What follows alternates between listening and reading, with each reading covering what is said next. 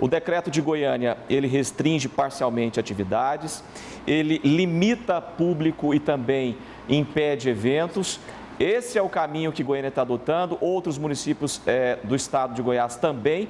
E nós queremos saber agora a opinião do secretário estadual de saúde sobre o decreto de Goiânia, sobre os demais decretos. Secretário, muito boa tarde, obrigado pela participação. Esse é o caminho, secretário? Boa tarde, Lucílio. Boa tarde, Almir. Prazer falar com vocês.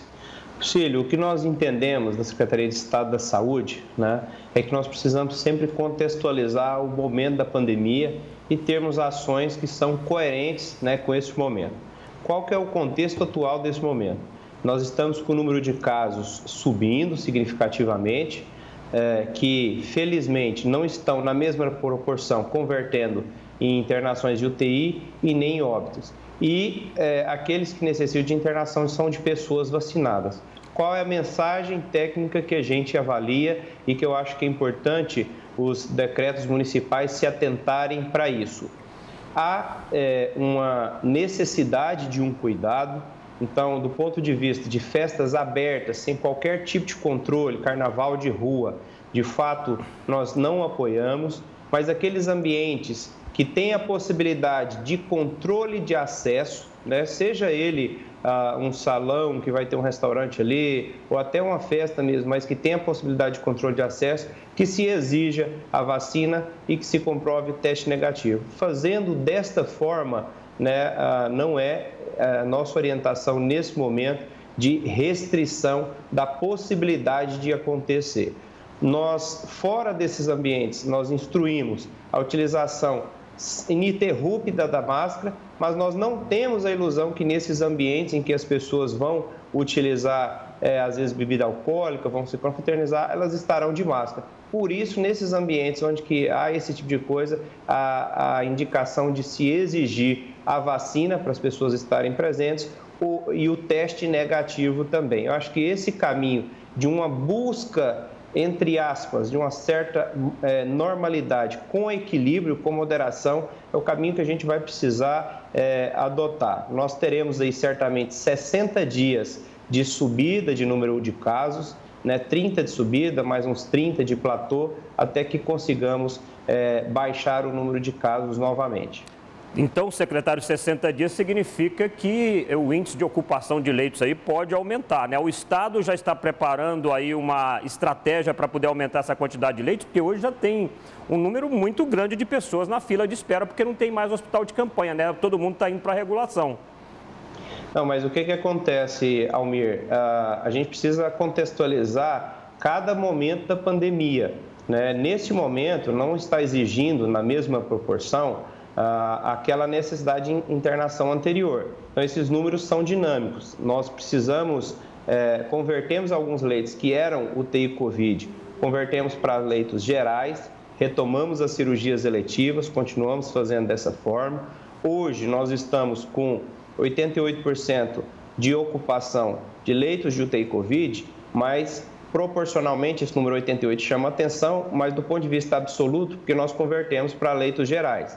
Entre e hoje, os 3 próximos dias, nós faremos uma migração de 40 leitos de UTI geral, abrindo UTI Covid, 30 adultos e 10 pediátricos. Então, esse movimento ele é dinâmico, ele precisa ser feito com racionalidade para que haja um equilíbrio na oferta de serviço. Existe uma tendência, não é agora ainda, a gente tem discutido isso com o infectologista, ainda é um pouco precoce, e que vamos tratar dentro em breve, certamente não será nos próximos 60 dias, a Covid semelhante a como se trata outras síndromes respiratórias. Esse diálogo ele existe, não está na hora ainda, mas é um diálogo que está em pauta. Olha, pelo que o senhor disse, então as cirurgias eletivas, elas vão continuar. O Estado prometeu, já agora nesse primeiro trimestre, um mutirão, por conta da fila dessas cirurgias eletivas. Tem gente, por exemplo, nesse momento do Hugo, aguardando uma cirurgia ortopédica há 2 meses. Isso vai mudar a partir de agora? Esse mutirão vai começar a acontecer, secretário? Lucílio, depois eu vou pegar pessoalmente esse caso contigo, que no próprio Hugo nós fizemos um mutirão, começamos o ano fazendo um mutirão e a ideia é que todos os pacientes que estavam internados lá tivessem sido operados. E só na primeira semana nós operamos 257 pacientes lá dentro, ou seja, quase a capacidade total do Hugo. Então faço questão de pegar esse paciente, que eu vou pedir para olhar o caso dele. Mas uma vez retomadas as cirurgias eletivas, nós vamos seguir nesse mesmo ritmo, óbvio, na medida do possível. Se a gente precisar de converter leitos que são gerais para leitos exclusivamente Covid, e nesse momento a gente está abordando dessa forma ainda, tecnicamente chamado cohort, assim o faremos.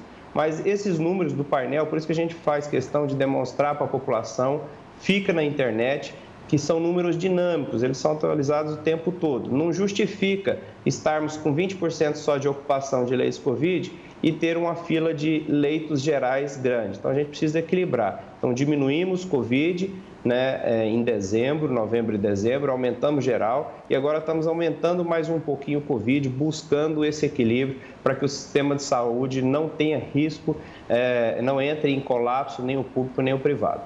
Tem que ser uma vigilância constante, né, secretário? Até porque a pandemia ela é dinâmica mesmo, né? Vamos falar dos testes. Os hospitais públicos estaduais estão realizando os testes. Que balanço que o senhor já tem? E esses testes continuam? Continuam, Almir. Hoje eu estou aqui no HDT, acompanhando essa testagem aqui na porta. Nós estamos fazendo, Almir e Lucílio, testes em todas as unidades estaduais. Hoje nós estamos em 22 unidades. Ontem eu acompanhei lá de São Luís de Montes Belos. Fizemos mais de 500 testes ontem lá na porta. No total, ontem, fizemos quase 7.000 testes na porta dos hospitais. Qual que é a intenção de fazer na porta dos hospitais? Muitas vezes, o paciente estava indo direto para o hospital sem passar na unidade básica, ou então passava na unidade básica e era encaminhado direto para o hospital sem fazer o exame.